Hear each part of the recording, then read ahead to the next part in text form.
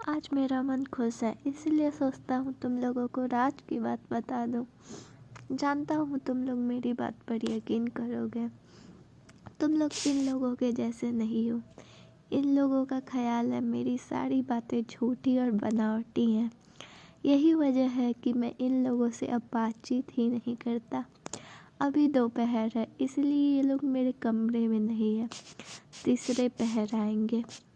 अभी यहाँ मैं हूँ और मेरा मित्र लाल बहादुर सिंह उर्फ। कल उसने मुझे कितनी चिंता में डाल दिया था। मेरा यह ख्याल था ही नहीं कि वह फिर से लौट कर आएगा। वह बड़ा ही अक्लमंद है, इसीलिए भागकर उसने अपनी जान बचा ली। कोई दूसरा होता तो अब तक मरकर भूत हो चुका होता। लो, मित्र का नाम तो बता दिया, मगर अपना नाम बताया ही नहीं। मेरा नाम है सदानंद चक्रवर्ती। सुनने से दाढ़ी वाले बुढ़े जैसा क्या नहीं लगता हूँ? दरअसल मेरी उम्र 13 साल है। नाम यदि बुढ़े जैसा है तो मैं क्या करूँ? मैंने खुद तो अपना नाम रखा नहीं, रखा है मेरी दादी अम्मा ने। इतना ज़रूर है कि उन्हें अगर पता होता कि नाम के कारण मुझे परेशानी में पड़ना होगा तो वे मेरा नाम कुछ और ही रखती। उन्हें यह मालूम नहीं था कि लोग मेरे पीछे पड़ जाएंगे और कहेंगे, तेरा ही नाम सदानंद है ना? काश उनमें थोड़ी भी अकल होती। सियार की तरह सिर्फ खौं खौं कर हंसने से क्या खुशी हासिल होती है? सभी तरह की खुशियाँ में क्या हंसा जाता है या हंसना उचित है? जैसे मान लो तुम बिना कुछ सोचे विचारे जमीन में एक लकड़ी गाड़ देते हो। एक फतिंगा उड़ता हुआ आता है और उस लकड़ी के ऊपर बैठ जाता है। यह तो बहुत मज़ेदार बात है, मगर इसको देखकर अगर तुम हो कर हंसने लगोगे तो लोग तुम्हें पागल ही कहेंगे। इसी तरह के मेरे एक पगले दादाजी थे। मैंने उन्हें देखा नहीं है, मगर बाबूजी से सुना है कि वे बेवजह हंसा करते थे। आखिर में जब उनका पागलपन बहुत बढ़ गया तो बाबूजी, छोटे चाचा और अविनाश चाचा ने मिलकर उन्हें साकल से बांध दिया। उस समय भी वे इतना हंसते थे, इतना कि मैं क्या कहूँ। जानते हो असली बात क्या है? मुझे जिन चीज़ों में दिलचस्पी है, ज़्यादातर लोगों के ध्यान में वो चीज़ें आती ही नहीं। अपने बिस्तर पर लेटे लेटे ही मैं बहुत सी मज़ेदार चीज़ें देखता रहता हूँ। बीच बीच में खिड़की के रास्ते के कमरे के अंदर सेमल का बीज उड़ता चला आता है। उनमें लंबा रुआं रहता है और वह रुआं इधर उधर उड़ता रहता है।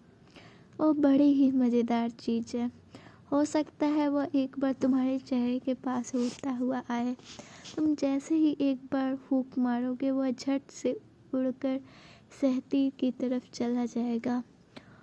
और खिड़की पर अगर एक कौवा आकर बैठे तो उधर देखने पर तुम्हें लगेगा कि यह तो सर्कस का मस्करा है। कौवा जैसे ही आकर बैठता है, मैं हिलना डुलना बंद कर देता हूँ और तिरछी निगाहों से उसका तमाशा देखता रहता हूँ। इतना ज़रूर है कि अगर कोई पूछे कि मुझसे सबसे ज़्यादा मज़ा किस में मिलता है तो मैं कहूँगा चींटी में। सिर्फ मज़ा कहना गलत होगा। काड़र अभी नहीं बताऊँगा। इससे तो बेहतर यही है कि शुरू से ही बताऊँ। आज से लगभग 1 साल पहले मैं बुखार की चपेट में फंस गया था।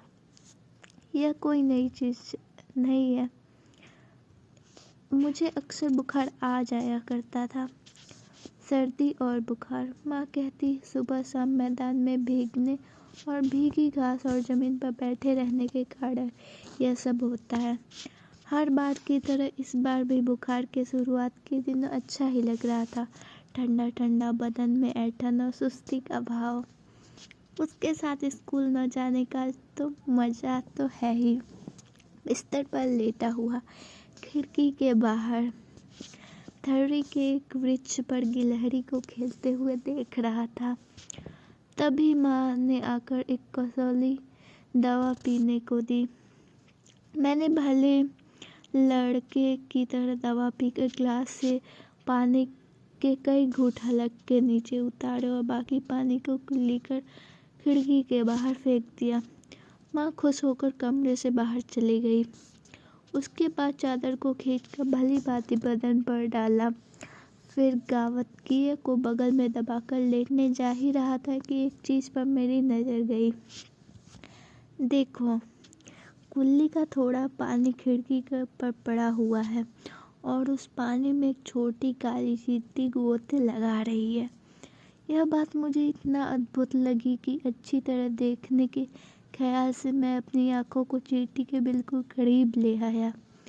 देखते देखते मुझे लगा वह चींटी नहीं, कोई आदमी है। और न केवल आदमी बल्कि मुझे ऐसा लगा कि झंटू के बहनोई साहब मछली पकड़ने गए हैं और फिसलकर कीचड़ में गिर पड़े हैं।